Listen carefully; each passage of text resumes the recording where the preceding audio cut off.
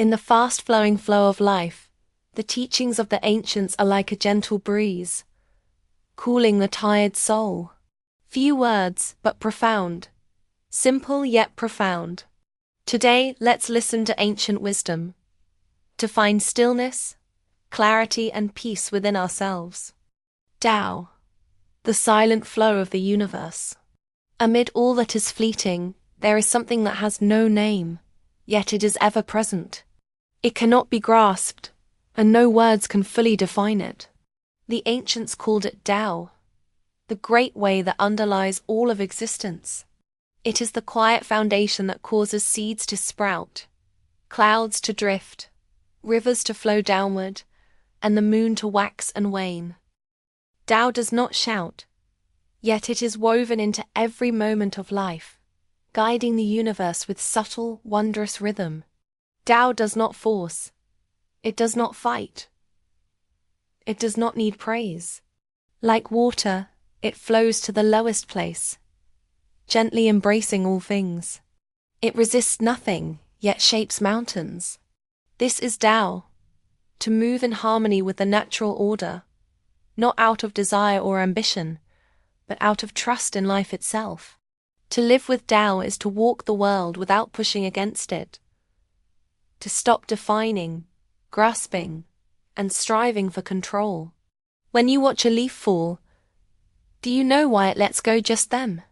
When a child is born, do you truly understand why life appears at that exact moment? Lao Tzu would simply smile and say, "That is Tao, the way everything moves without needing human interference. All we need is to breathe, to feel, and to flow with it." The wiser one becomes, the less they need to speak. The closer to Tao, the less they interfere. Not because they are passive, but because they have seen that the essence of life is not in effort, but in clarity. If you force a flower to bloom, it wilts. If you try to pull the sun into the sky early, the darkness remains. Everything has its own time, its own rhythm. That is Tao's music.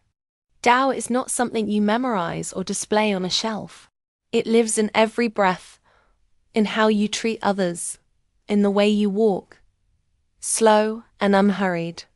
To live with Tao does not mean to abandon the world and retreat to the mountains. It means being in the world without being pulled away from the quiet center within you. Some may ask, then what must I do to follow the Tao? Lao Tzu would answer, do nothing. Simply ... Let go of what doesn't belong to you, and return to who you truly are. The deeper meaning. Through his teaching of Tao, Lao Tzu does not give us rules or moral codes. He simply reminds us to live in harmony with the nature of things, where there is no struggle, no forced striving, where every being follows its own course. To live by Tao is to release the need to control, to soften into the flow of life, and in doing so, to find true peace, freedom, and clarity.